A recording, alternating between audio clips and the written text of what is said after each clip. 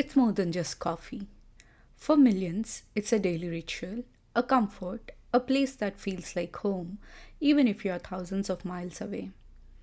It didn't just sell lattes, it sold a lifestyle.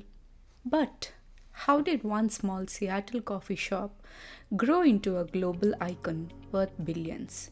And what happened when its empire started to crack? This is the rise, the fall, and the comeback of Starbucks.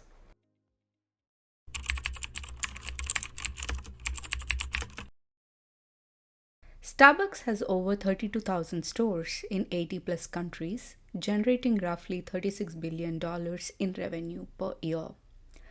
Yet, Starbucks isn't just about caffeine. It has long positioned itself as a third place between work and home, a warm community hub for conversation and comfort. Founder Howard Skulls famously drew inspiration from Italian espresso bars to create inviting cafe spaces. He even wrote that with every cup, with every conversation, with every community, we nurture the limitless possibilities of human connection. In short, Starbucks turned coffee drinking into an experience, embedding itself into customers' identities. Starbucks' global reach is immense. Every store, from a drive through on a city street to a cozy corner cafe, carries the same green logo and the promise of a premium curated experience. The company expanded rapidly through the 1990s and 2000s. After dominating United States, it opened its first international store in Tokyo in 1996, then in Europe in 1998 and in China in 1999. Careful to balance consistency with local flair, Starbucks not only maintained high quality but also adapted menus and store concepts for each market. For example, it introduced matcha drinks in Japan and lattes, masala chai lattes in India.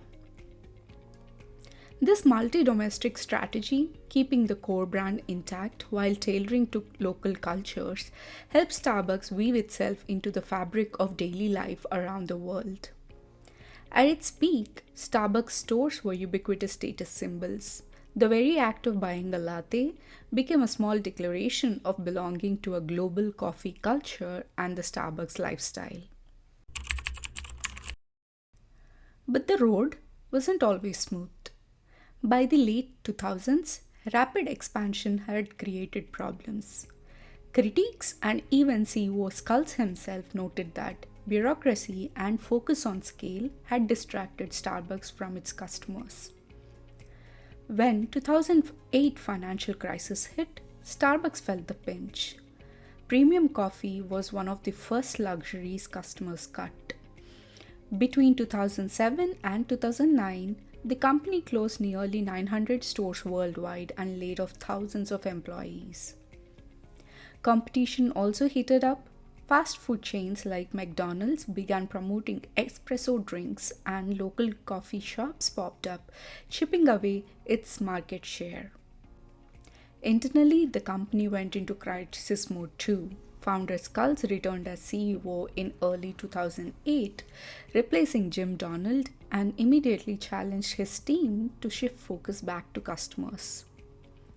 In a company wide letter, he warned that blaming the economy was a mistake. The real issue was too much bureaucracy from unchecked growth. For example, Starbucks had even removed seats from some cafes in an ill advised rush to add tables, making stores feel less inviting. Morale was shaken and brand trust had eroded. Rumors like one alleging Starbucks spent profits on foreign armies had to be publicly refuted to protect the brand image.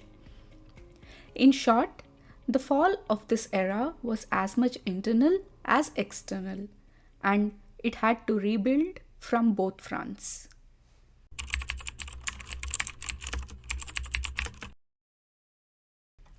To turn things around, Starbucks doubled down on what made the brand unique, which is customer experience and community.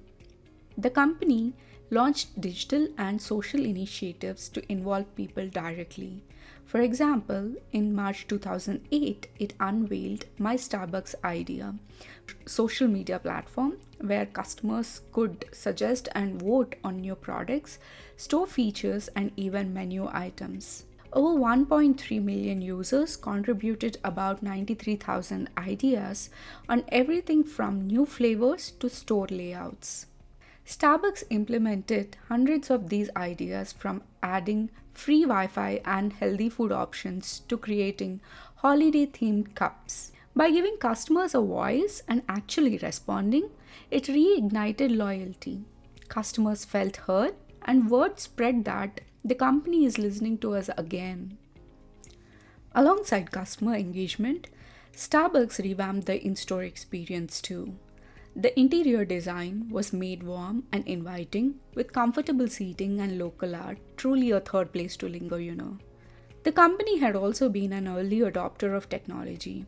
Its mobile app and loyalty program were rolled out years before many competitors, allowing customers to order ahead, earn rewards, and personalize their experience.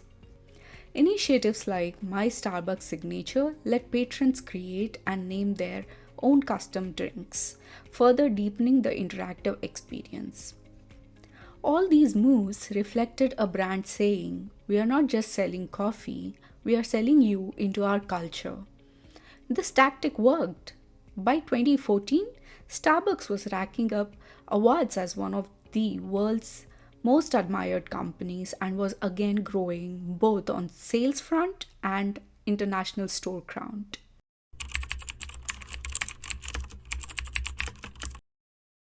Even as it rebuilt, Starbucks kept expanding globally with a nuanced strategy.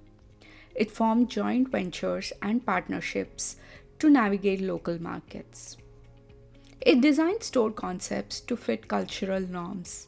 In Saudi Arabia, Starbucks opened an all female staffed drive through to respect local customs. And in Kuwait, it trained baristas in sign language to serve deaf customers, concrete examples of its unique as the people approach. Throughout the 2010s and 2020s, Starbucks balanced consistent quality with localized innovation. Geopolitical realities also influenced strategy. In 2022, Starbucks exited Russia in response to the Ukraine war, aligning its decisions with its brand values and global sentiment. Meanwhile, it continued to probe high growth markets like China, even considering partnerships to strengthen its focus there. Back in the United States, under new CEO Brian Nicole, Starbucks launched a Back to Starbucks reset. Nicole pared down an overcrowded menu, reintroduced freshly baked food, and redecorated stores to feel much cozier. He even invested hundreds of millions more in staff and training to improve service speed and friendliness. Emotional branding always wins. Starbucks proved that selling an experience can create fierce loyalty. As one marketing analyst puts it, Starbucks doesn't just sell coffee, it sells identity, belonging, and experience. Listen and adapt. Inviting customers into the brand story rebuilt trust. Engaging 1.3 million customers in product ideas showed that being responsive can revive a struggling brand. Think global, act local. Starbucks' ability to customize menus and store concepts for each culture while keeping its core coffeehouse image was key to international success. Stay agile. Even giants stumble.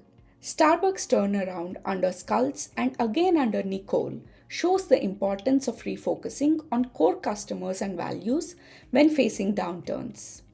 Now, it's your turn. What strategies do you think help Starbucks? Comment below your thoughts. If you enjoyed this video, hit subscribe and check out our next video.